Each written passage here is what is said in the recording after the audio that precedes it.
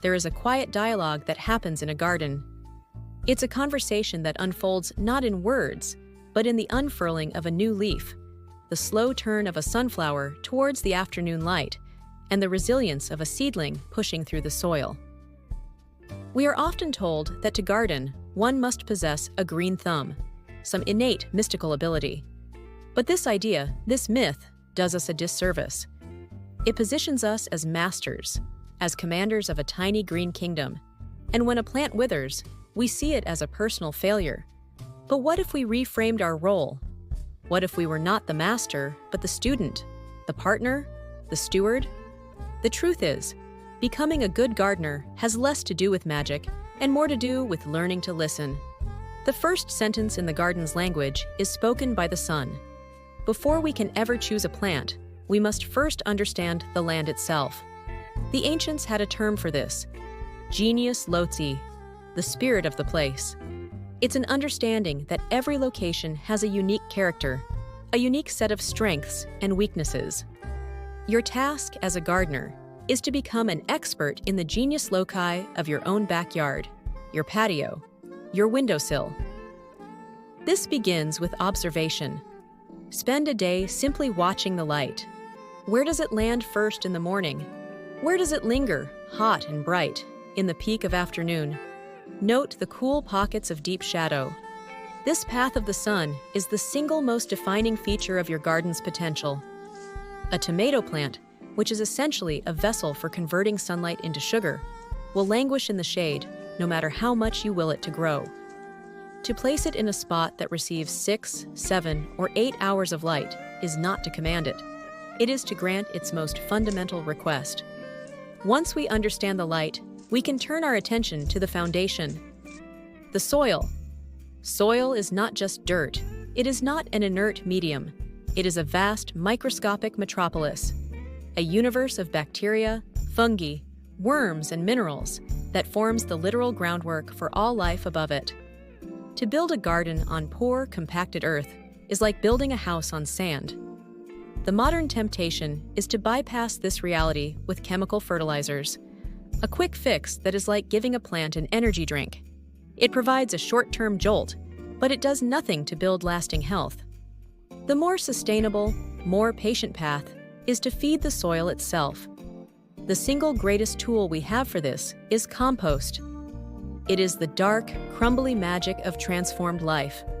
Last season's leaves, kitchen scraps, grass clippings, all broken down and ready to offer their nutrients anew.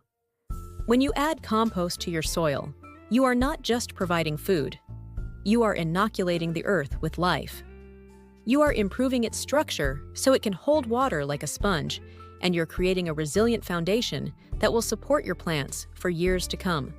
With a home established, the plant now asks for water. And here again, we must listen, not just command. The rhythm of watering is a delicate dance.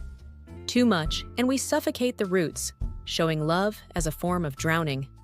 Too little, and the plant is stressed, unable to perform the basic chemistry of life. The practice is to water deeply, but infrequently. A light sprinkle only teases the surface, encouraging shallow, weak roots. A deep, long soak, however, sends a message downward, inviting the roots to grow deep in search of that moisture, creating an anchor of resilience against the inevitable heat wave or missed watering day. And the only way to know when to water is to ask the soil. A simple press of a finger 2 inches down tells you everything you need to know. If it's damp, the reservoir is full. If it's dry, it's time to replenish. And finally, we learn the most difficult and most rewarding lesson the garden has to teach: the grace of imperfection. Here, in late July, the story of the season is written across my own garden. The zucchini is rambunctious and triumphant. The basil is thriving. But the first planting of beans struggled, and something has been nibbling on the kale. This is not failure. It is simply the narrative. A garden is not a static painting. It is a living, breathing, often messy ecosystem. Pests will arrive. Diseases may appear. Some plants will simply decide this is not their year. To get good at gardening is to accept this. It is to learn that every dead plant is a lesson in disguise. Perhaps the spot was too shady. Perhaps the soil was too heavy. Perhaps it needed a companion plant to deter a pest.